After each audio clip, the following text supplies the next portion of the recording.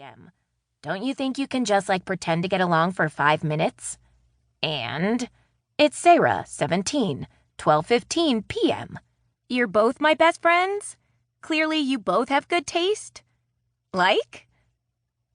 And it's Sarah, 17, 1:52 p.m. Answer. It's Sarah, 17, 1:52 p.m. It's Sarah, 17, 1:52 p.m. Text. It's Sarah, 17, 1:53 p.m. Bitch.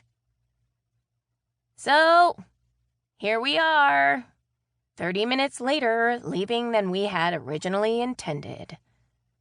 Rhodes' things are nice enough.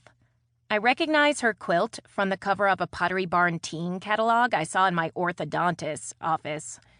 She has one of those boutique-y, burlap, tufted headboards and crystal bedside lamps that are completely ridiculous paired with the cinder block walls.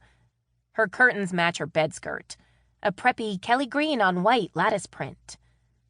But 6 half-empty water bottles litter Rhodes' shelf over her bed, and 2 have plummeted between her headboard and the desk. Her office supplies match, too, all the way down to a cup filled with unsharpened pencils that have sat there as long as Sarah and Rhodes have shared a space. But today they're scattered willy-nilly across her desk. Meanwhile, Sarah's side of the room is meticulously tidy. She possesses a kind of ingenuity I don't see from the conservatory kids who come from money.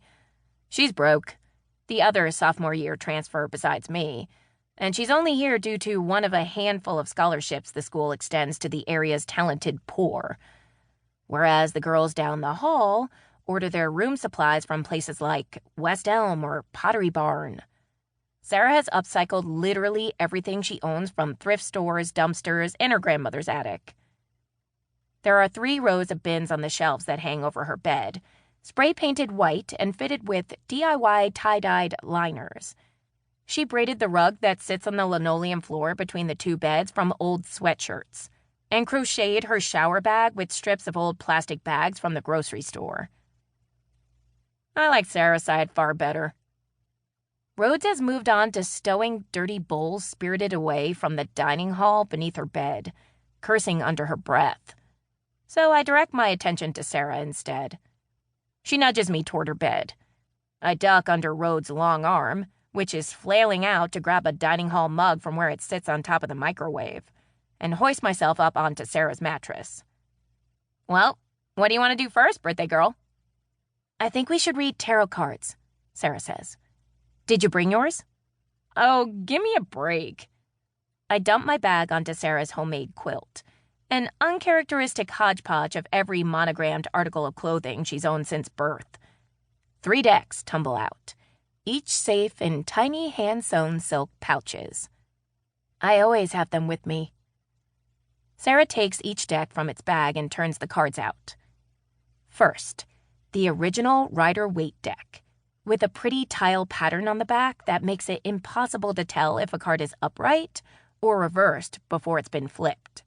A detail that could change the meaning of the card if the picture on the back is upside down or right side up.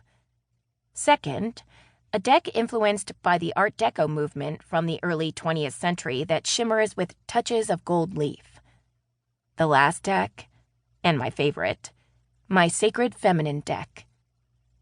Even if we go through this little ritual every time I've read for her, she always chooses the same deck.